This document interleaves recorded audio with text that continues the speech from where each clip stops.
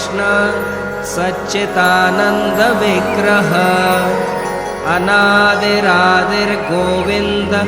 सर्वकारण कारणम. To you and your families at this time.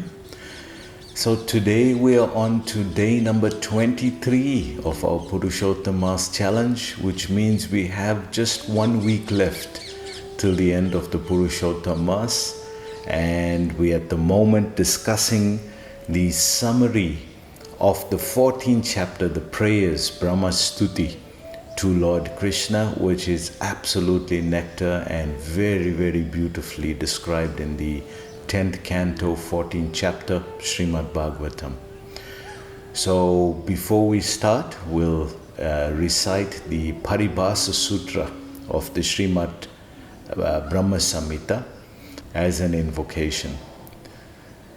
Ishvara Parama Krishna Sachitananda Vigraha Anadiradir Govinda Sarvakarana Karanam. So we move on with the summary of this 14th chapter. Yesterday alone we could only do 4 sentences of this summary. Let's see how much we can move on today. So we catch the summary at this point. It is fruitless to try to realize God through the process outside the scope of Vedic authority. So we know by the nature of the mind, it creates so many ideas which we then decide to act on or reject. Sankalpa, Vikalpa. So if we're using that process to try to understand God, and if we are going the route without taking the shelter of Vedic authority, how do we know that it's not coming from our mind? How do we know? We got nobody's guidance. We all on our own understanding, our own comprehension of what we're seeing, what we're not able to see. All these things are just based on our experience of life and our mind. How then we can repose that to the absolute truth and think that's perfect knowledge? That's foolishness. If that is the case, why do you go to a university? Because you know that is authentic knowledge. The books are available. Why do you have to go to university? The same books are available in the bookshop, but the university gives an authentic certificate. This is different. Just like that, when we are trying to understand Krishna, the first level is we have to approach Vedic authority. We have to approach the Vedas, or we have to, actually indirectly we're saying we have to approach the devotee. That's why in the Bhagavad Gita it's described, Saeva mayate dhya yoga prokta puratunaha bhaktosi me sakacheti rahasyam hiyataruttamam. He says, hey Arjun, this secret, Bhaktosi me sakacheti rahasyam hiyataruttamam. You have to ask the devotee about this. Don't just try to by your own merit. So the summary goes on. The mystery of the personality of Godhead, who is the reservoir of unlimited spiritual qualities, is inconceivable. It is even more difficult to understand than the impersonal Supreme. So one of the names of Krishna is Nirguna. That means Guna means qualities, Nirguna, material qualities. He has no material qualities. All his qualities are spiritual. This is one of the reasons why the Acharyas tell us, why is Krishna's body color that dark, deep color? It's not an ordinary color. That if you look at the ocean, although water is transparent, but when you look at the ocean, you see, you know when something is deep, it has a very deep color. When something is very deep and rich and carrying a lot, then it has a very deep color. So they describe that this deep color of Krishna's body is because of the love that he has for his devotees. it reflects in the deep color of Krishna's body. So the Acharyas share this sweet secret with us, that why is Krishna in this deep color? Because of the depth of the love for his devotees. And this love is brought out in the deepest, sweetest way in Vrindavan, Krishna's own home, where everything around him facilitates the sweetness of his relationship with his devotees. The summary also explains that it's even more difficult to explain this than the impersonal Brahman. In the 12th chapter of Bhagavad Gita, right in the beginning, the first 5 verses, Arjuna asks this point to Krishna, that Krishna, of the two, the impersonal Brahman and the personal feature, which is better? Which is higher? So Krishna answers this question there at Arjuna, yes, these are 2 levels of the Supreme Reality. The impersonal, the formless, and the personal, the form. Out of the formless and the form, which is higher? Krishna says, in my opinion, the form is easier. That's Krishna's words. He doesn't decry it. He doesn't negate the impersonal form, but he says that the form is easier and is higher. That's Krishna's opinion. So to understand now the form aspect, how much more difficult? That's why in the understanding of the absolute truth, what does absolute truth mean? Because we get Krishna and then we get absolute truth. So what? Because Krishna is Vasudeva is also Krishna. But what is absolute truth? Absolute truth means, Prabhupada describes this in the first canto, absolute truth means Krishna and his energies. Krishna and all his energies is known as the absolute truth. That's the summum bonum. So to understand that, Brahman iti Paramatma iti Bhagavan iti Shabdate. We were quoting this verse yesterday. Vedanti tat tatvam vidas from Bhagavatam. That this is the absolute truth, but it's different features. That means it's complete, more complete, and most complete is the Bhagavan feature.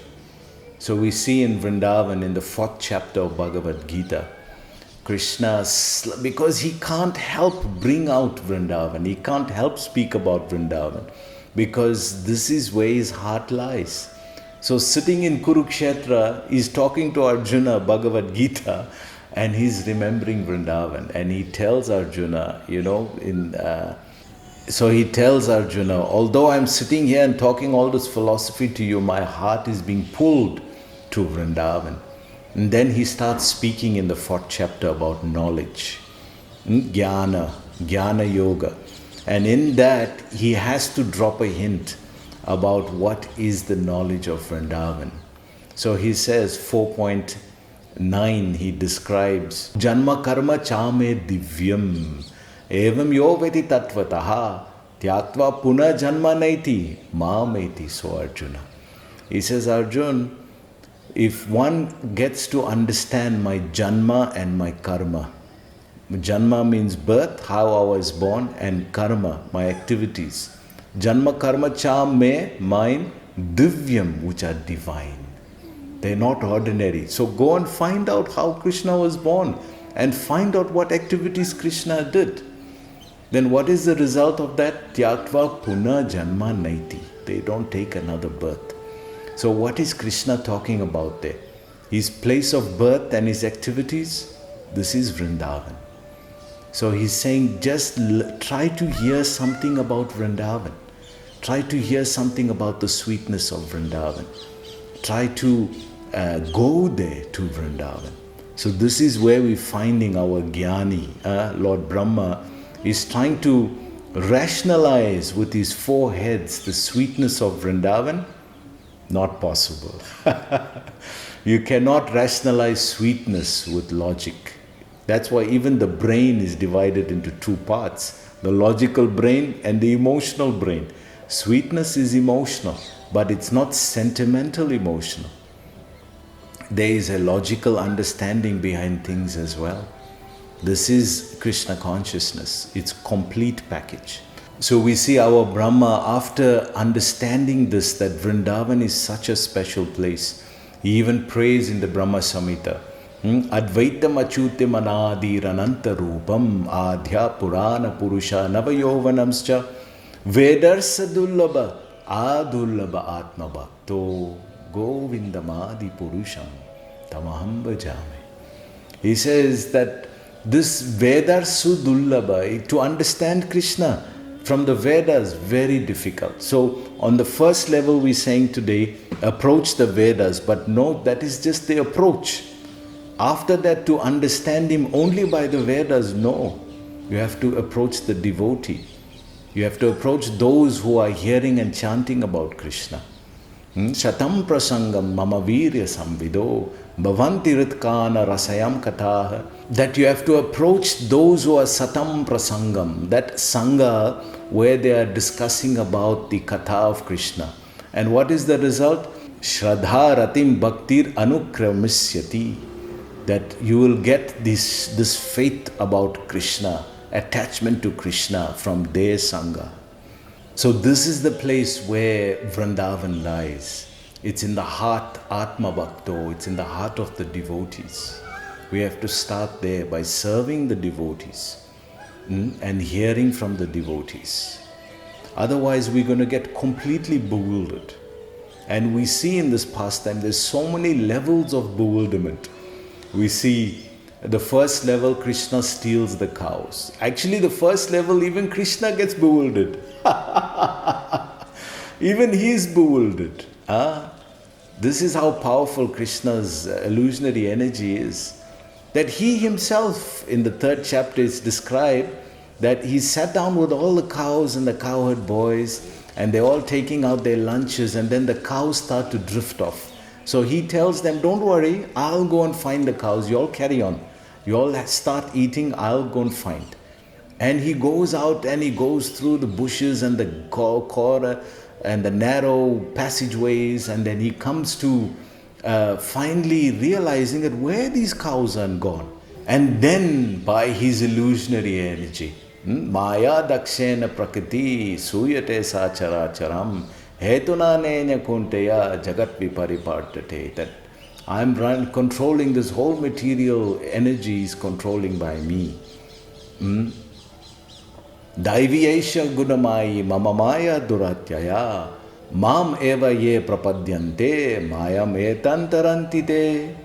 He's saying this illusionary energy, Arjun, this is my Daiviyesha gunamayi, this is mama maya, this is my illusionary energy, mama maya. And duratyaya, very difficult to overcome. So Lord Brahma had a taste of this. So Krishna first was bewildered. Let's see how this pastime is just like, although it started off in a negative way, just like the Indra Leela. But Indra Leela gave rise to Govardhan Leela, which brought all the Brajbasis in all the different rasas to Krishna at once. That was never done before. Gopis, the Vatsalya Ras, Sakya Ras, Madhurya Ras, all of them were all under the Govardhan hill, and they all were relishing with Krishna in their different flavors. That was never experienced before. So we see here also in this Leela with the Brahma, we see he also brought all of them, all the flavors of rasa together by this V-Mohan Leela. This Mohan means bewilderment, V-Mohan, completely bewildered. So we see first level, Krishna got bewildered. Where's my cows? Where's my calves? He couldn't figure it out. And then he feels, oh, Brahma is behind this. So he got bewildered first level. Second level, Brahma got bewildered because he knows he took the calves away. He just took them away 1 minute ago. But 1 year went by. And he comes back and he sees all is normal. All the boys, the calves, everyone's here. So he's completely bewildered. Then the second level of bewilderment of Brahma is when he sees the four-armed Vishnu form. And he sees how all the different devatas, all these are offering prayers to Krishna. And he sees his four-hand form, his Istadev, in so many expansions that his Istadev is all expanded in his cows and calves here and the cowherd boys. In the calves and the cowherd boys. That means each one of them is his worshipable Lord here. And they are all offering respects to Krishna. Who is this Krishna? This is Vrindavan. It's completely bewildering if you come in with the Jnani mood. So he got bewildered twice. One, when the calves and the boys were stolen, and secondly, when he saw his Istadev, Lord Narayan, in each one of the cows, in each one of the calves and the cowherd boys.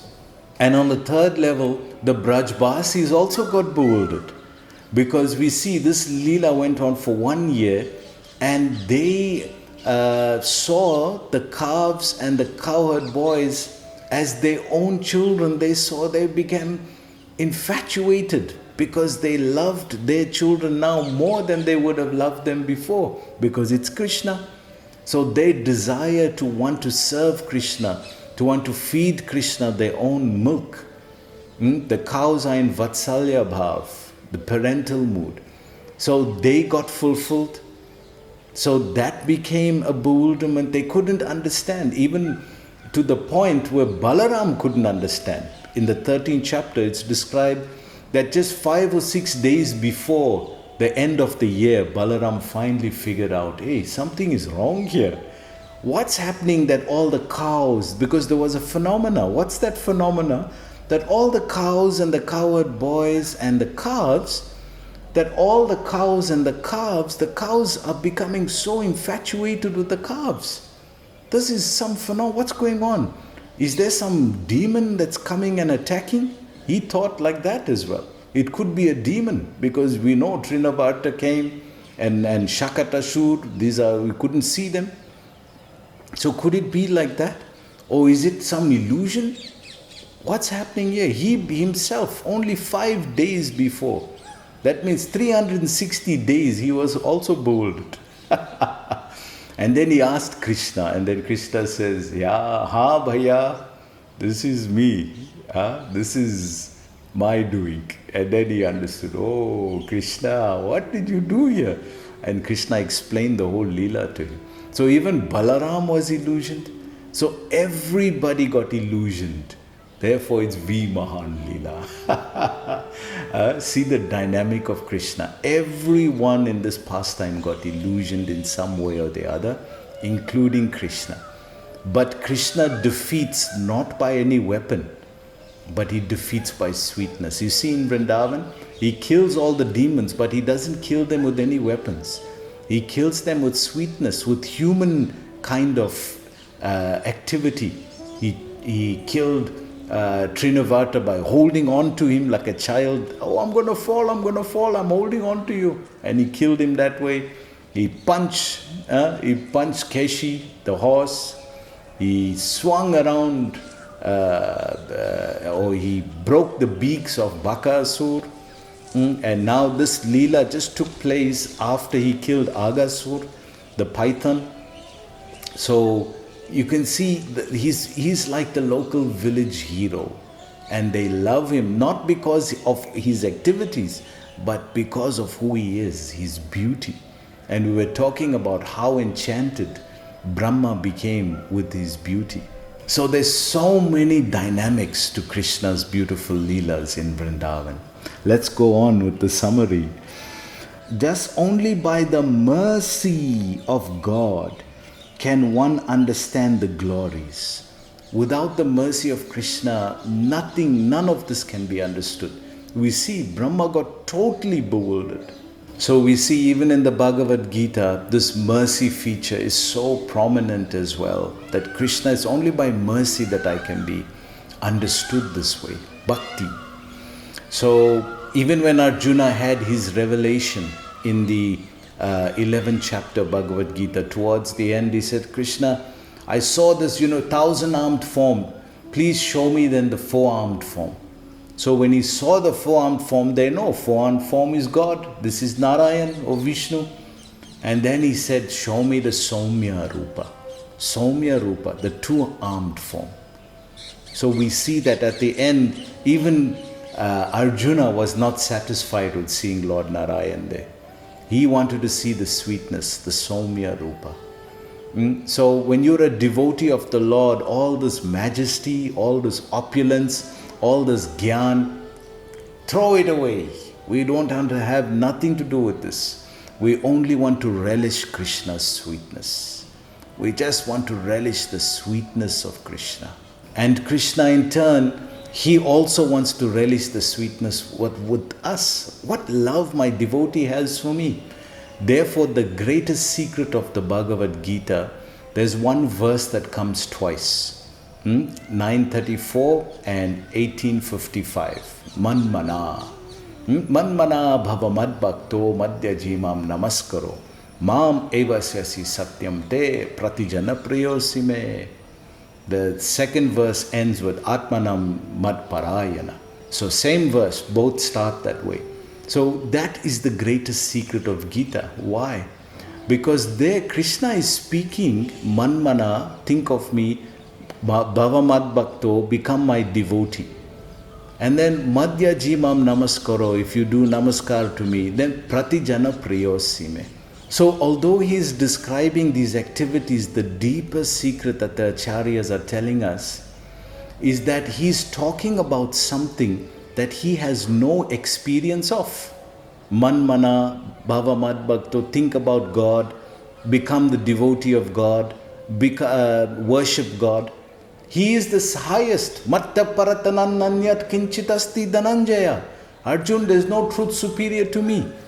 So how can he have an experience of what it is to worship somebody higher than him? So this is God's dilemma. That's why Chaitanya Mahaprabhu reconciles us. He says the philosophy that really reconciles God is Achintya Beda Abeda Tattva. What does this mean? Inconceivably, simultaneously, one and different. It's inconceivable, but it's simultaneously one and different. That Krishna is talking in these verses about something he has no experience of. How can he know what it's like to worship somebody higher than him when he's the highest? He's cornered, but he's cornered out of love. Krishna can never know what it is to worship somebody higher than him because he is the highest truth. So how does he experience then what the devotee has for him? He and his topmost devotee, Srimati Radharani, they both merge into one body. Shri Krishna Chaitanya, Radha Krishna, Nahi Anya, Chaitanya Charitamrita. That in order to understand what his devotee's love is, he and Radharani merge into one body, and that becomes Chaitanya Mahaprabhu. This is who Chaitanya Mahaprabhu is. He wants to experience the love that as Krishna, he wants to directly experience the love Radharani has, directly in the same body. This is why that is such a secret part of the Gaudiya tradition. That's why Chaitanya Mahaprabhu is hardly known, but he is the deepest secret of Krishna. Because it's Krishna relishing the mood of love of Vrindavan with his topmost devotee, Srimati Radharani. So let's go on. We move on to the next sentence of the summary, and the summary goes on. Finally realizing this, Brahma repeatedly condemned his own actions and recognized that Lord Sri Krishna, the ultimate shelter of the universe, is Brahma's own father. So he finally realizes that this Krishna, this is non-different from my Istadev, my own father, Lord Narayan or Vishnu. This is Krishna. And now he's completely bewildered, he's completely feeling so bad, and this is why he offered these prayers. So I think because there's so much of nectar to discuss, we're moving a little slow, but we're moving, but it is sweetness that we want to relish. We don't want to cover content. We want to relish the sweetness of Krishna's pastimes with his devotees, and here we're relishing the sweetness of Brahma and Krishna, how Krishna is relating with his devotee in this beautiful leela of enchantment or vimohan, bewilderment. So we'll end here today. Please join us again tomorrow. Hare Krishna.